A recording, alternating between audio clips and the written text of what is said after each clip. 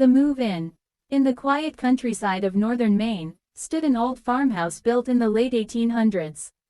It was large, beautiful in a haunting sort of way, with creaking wood floors and dust dancing through shafts of sunlight. The Parker family, James, his wife Linda, and their 14-year-old daughter Emily, moved there in late October, searching for a peaceful life away from the chaos of the city. The real estate agent told them the house was a steal.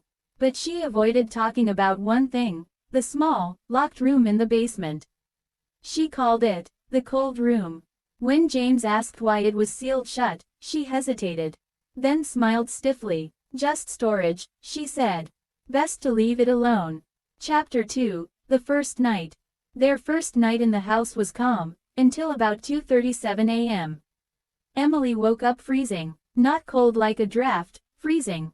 Her breath came out in misty puffs. But when she looked at the thermostat, it read 73 degrees Fahrenheit. Then she heard it, a soft humming, low, slow, like someone whispering through the walls. She followed the sound down to the basement door, barefoot on the cold wood floor. It grew louder as she descended the creaking steps. When she reached the bottom, she saw it, the metal door at the far end of the basement. It was covered in frost. And on the handle, were fresh fingerprints. Chapter 3, Strange Changes. The days grew colder inside the house, even as the heater worked harder than ever.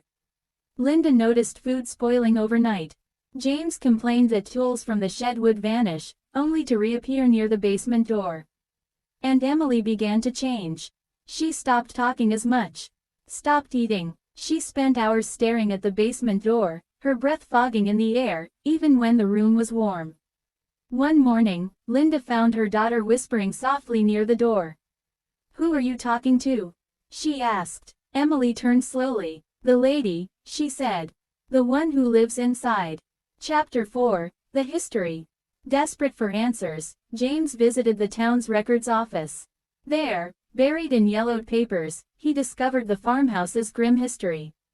In 1901, the original owner, Drive, Thomas Bellamy, was a local physician known for his unusual experiments on body preservation. When a brutal winter plague swept through the area, dozens of villagers froze to death. Dr. Bellamy stored the bodies in his cellar, in what he called the cold room. He claimed it was to study death itself. But neighbors said they heard screams, even after the bodies were supposedly frozen.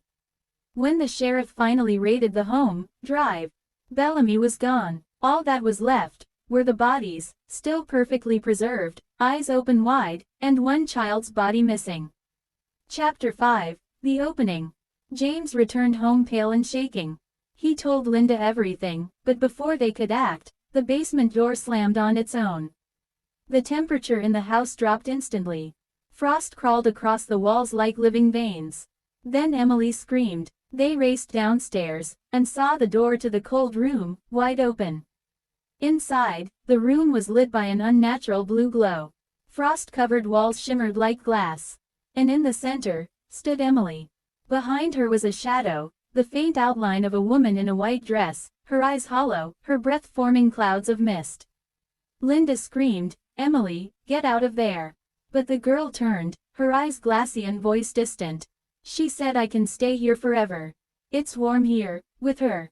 Then the light went out. Chapter 6, The Aftermath. When police arrived, the family was found outside, shivering, incoherent, covered in frost. But Emily was gone. They searched the entire property. No sign of her, except for one thing.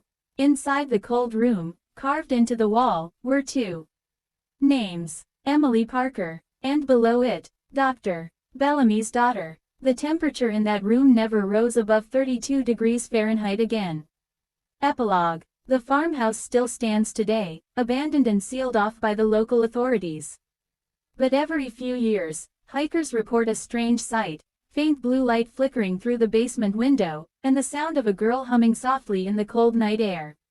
Locals warn each other, if you ever find yourself near that old Bellamy farmhouse, don't go inside. And whatever you do, never open the cold room. Low echoing voice. Because once it opens, it never closes again. Headphone suggested sound design for 1+ hour narration. 0 to 5 o'clock, cold wind and ambient creaks intro setup. 5 o'clock to 2000, calm narration with subtle whispers. 2040. Uneasy ambience, light heartbeat, tension building. 40. 55. High suspense, door opening scene with freezing wind FX. 55. 60. Echoing voices, silence breaks, ending hum. The cold room no family should ever enter, true horror story, don't watch alone.